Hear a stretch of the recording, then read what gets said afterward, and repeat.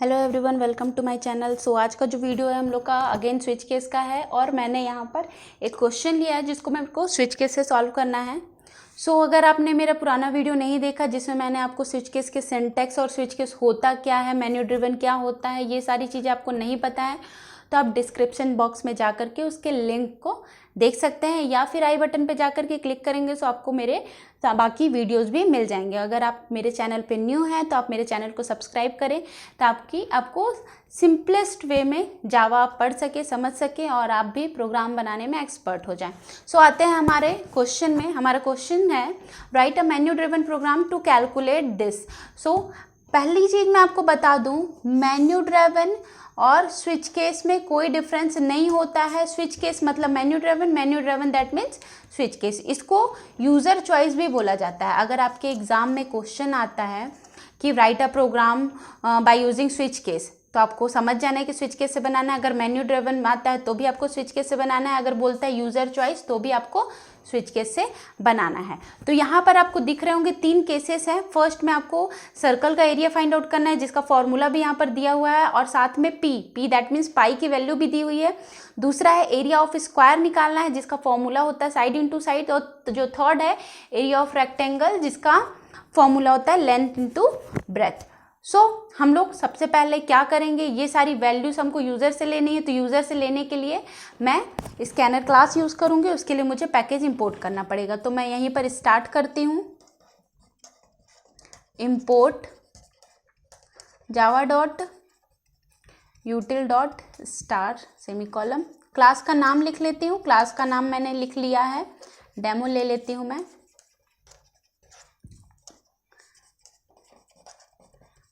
Public static void main string args। तो ये हम लोग का क्लास हो गया, ये मेन फंक्शन हो गया। उसके बाद हम स्कैनर क्लास लगा लेते हैं। तो मैंने लिखा scanner in equal to new scanner system dot in. अगर आपको नहीं पता स्कैनर क्लास क्या है तो मैंने इस पर भी एक वीडियो बनाया है, सो आप वहाँ जा कर के देख सकते हैं। सो अब आते हैं हम लोग यूज़र से वैल्यू लेने पे। वैल्यू लेने के लिए मुझे मैसेज प्रिंट कराना पड़ेगा। मैसेज प्रिंट कराती हूँ system dot out dot print ln के अंदर। ये मैं शॉर्ट में लिख रही हूँ। हम बोलते हैं यहाँ पर क्या है, तीन चीज़ें हैं, सर्कल, स्क्वायर और रेक्टेंगल। तो मैं बोलती हूँ क्योंकि मेन्यू ड्रिवन में यही होता है, इंटर हम क्या बोलेंगे 1 2 3 ले सकते हैं, ABC ले सकते हैं या कुछ भी ले सकते हैं। तो मैं यहाँ पर जैसे सर्कल के लिए C, स्क्वायर के लिए S और रेक्टेंगल के लिए R ले लेती हूँ। मैं यहाँ बोलती हूँ inter C for circle, S for square. मतलब मैंने यूज़र को चॉइस दिया है कि अगर आपको सर्कल का एरिया फाइंड आउट करना है तो C इंटर करो, स्क्वायर का एरिया फाइंड आउट करना है तो S इंटर करो और रेक्टेंगल का एरिया फाइंड आउट करना है तो R इंटर करो। तो मैंने ये यूज़र को चॉइस दे दिया। अब वो जो भी वैल्यू इंटर करेगा वो हम स्टोर कर लेते हैं, सपोज P वेरिएबल में स्टोर कर लेते हैं। तो यहाँ पर आपको ध्यान देना है कि P का डेटा टाइप क्या होगा। मैंने उसको बोला C, S और R इंटर करने के लिए। तो आप पहले खुद सोचिए कि जो C, S और R है वो किस टाइप की वैल्यू है। तो आपको दिख रहा होगा कि ये जो है C, S, R ये कैरेक्टर कांस्टेंट है, मतलब ये कैरेक्टर टाइप की वैल्यू है। तो कैरेक्टर टाइप की वैल्यू स्टोर करने के लिए डेटा टाइप क्या होना चाहिए, कैरेक्टर होना चाहिए। तो मैं यहाँ लिख लेती हूँ कैर P, मतलब जो P का डेटा टाइप है वो क्या है, हमारा कैरेक्टर टाइप का है। सो कैरेक्टर वैल्यू एक्सेप्ट करने का कोड क्या होता है, ये अगर हम स्कैनर यूज कर रहे हैं तो उसका कोड होता है in dot next char at in bracket 0।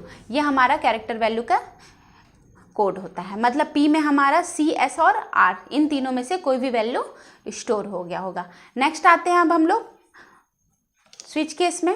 Switch case में हमको क्या करना है, हम लिखते हैं सिंपली स्विच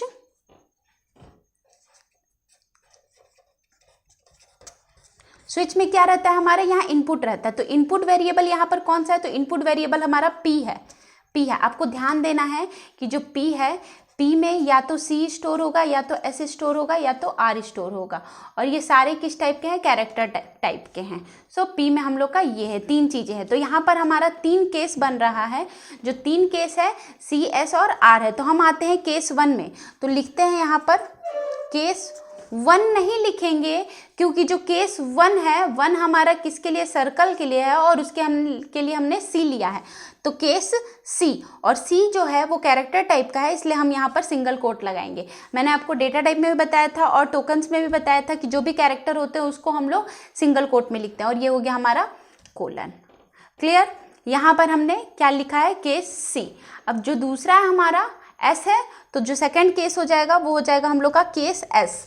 तो मैं यहाँ पर लिख लेती हूँ केस एस। एस को भी मैं यहाँ पर सिंगल कोट में लिखूंगी। तीसरे के लिए हम क्या लिखेंगे? तीसरे के लिए हो जाएगा हमारा क्या है? आर है। तो हम लिख लेते हैं यहाँ पर case r, case r single quote में। ये मैं इसको डिवाइड कर देती 2 पार्ट में। सो अब देखते हैं हम लोग जो हम लोग का तीनों केस है। फर्स्ट है हम लोग का सर्कल के लिए। तो सर्कल के लिए हम अपने क्वेश्चन में आते हैं। एरिया ऑफ सर्कल के लिए क्या है? Formula pi into r square. Pi की वैल्यू दिया है 22/7। आपको कंफ्यूज नहीं होना है, यहाँ पर मैंने पी ले लिया है और ये पी है।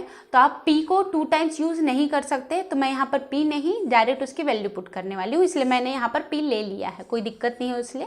तो यहाँ पर पी की वैल्यू मुझे पता है। वैल्यू किसकी नहीं पता है? मुझे आर की। मतलब सर्कल का एरिया फाइंड आउट करना है तो मुझे रेडियस चाहिए होगा। जब तक हमारे पास रेडियस नहीं रहेगा हम फाइंड आउट नहीं कर पाएंगे। तो रेडियस हम किससे लेंगे? यूजर से।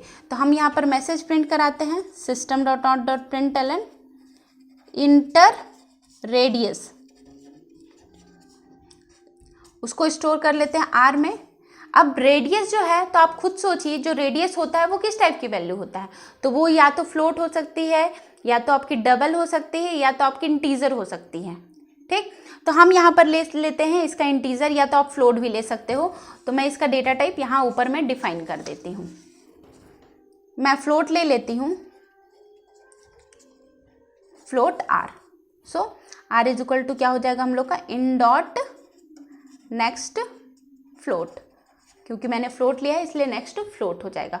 उसके बाद अब फॉर्मूला लगा देते हैं पी इंटू आर स्क्वायर। तो पी है हमारा 22/7, तो 22/7 into r square. R square that means r into r. ये हम लोग का एरिया। एरिया के लिए मैं ए आर वेरिएबल यूज़ कर लेती हूँ, और यहाँ पर ए आर को भी मैं डबल टाइप में ले लेती हूँ। क्यों double type? Sorry float type. क्यों फ्लोट टाइप ले रही हूँ? क्योंकि ये जो वैल्यू हमारी आर की वैल्यू फ्लोट है, और 22/7 है वो भी हमारा फ्लोट में आती है। इसका जो आंसर होता है 3.14 होता है, जो कि फ्लोट वैल्यू है, इसलिए मैं एरिया को फ्लोट में लिया। अब मैं प्रिंट करा लेती हूँ message, system.out.println area of circle equal two plus A R. अब मैंने आपको प्रीवियस वीडियो में बताया था कि हम यहाँ पर ब्रेक यूज करते हैं, तो मैं यहाँ पर यूज कर लेती हूँ ब्रेक।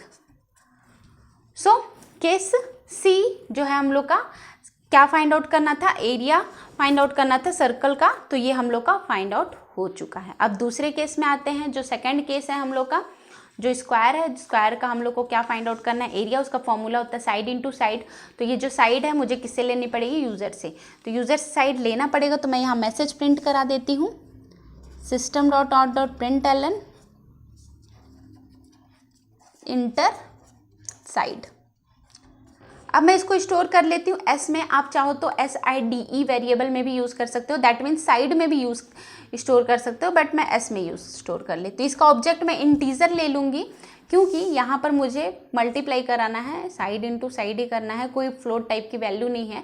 अगर जो आंसर आएगा वो डिपेंड करेगा हमारे इन दोनों वेरिएबल के ऊपर, और दोनों वेरिएबल सेम है। मतलब मैंने इसका डेटा टाइप जो भी लेगा वही उसका रिजल्ट आएगा।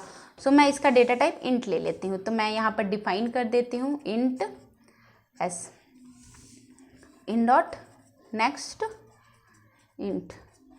उसके बाद एरिया अब हम लोग को निकालना है। एरिया के लिए मैं ए आर ले रही हूँ, तो ये क्या हो जाएगा? एस इंटू एस, क्योंकि जो हम लोग का फॉर्मूला है वो साइड इंटू साइड है, तो ये एस इंटू एस। अब हम इसका रिजल्ट प्रिंट करा देंगे, तो रिजल्ट क्या हो जाएगा? मैं अगेन लिख लेती हूँ, area of square equal two plus A R. और हम क्या लगा देंगे यहाँ पर? ब्रेक लगा देंगे ताकि वो किसी दूसरे केस के पास ना चला जाए। ठीक, तो ये हमारा केस एस हो गया। अब हम अपने थर्ड और लास्ट में आते हैं, area of rectangle. Area of rectangle के लिए हमने लिया है are.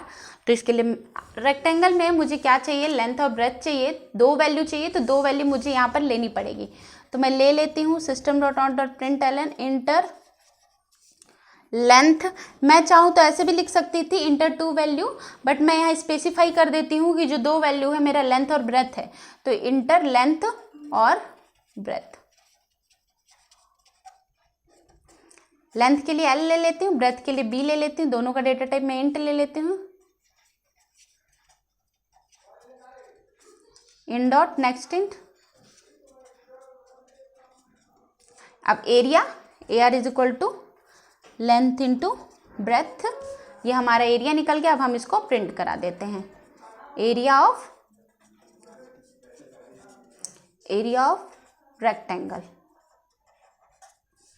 Rectangle plus A R, ये हम लोग का एरिया ऑफ रेक्टेंगल हो गया। अब हम क्या लगा देते हैं, यहाँ पर ब्रेक लगा दिए। अब हमारा ये तीनों केस जो था, सर्कल, एरिया और रेक्टेंगल, तीनों हमारा कंप्लीट हो गया है। आपको इसमें एक चीज़ ध्यान रखना है कि हमारा जब भी अगर हमारी वैल्यू जो कैरेक्टर टाइप की हैं, मैंने CSR लिया है, तो इसलिए यहाँ पर मुझे तीनों केस में C, यहाँ S और R लिखना पड़ेगा, और साथ में सिंगल कोट भी लिखना पड़ेगा क्योंकि ये कैरेक्टर वैल्यू है।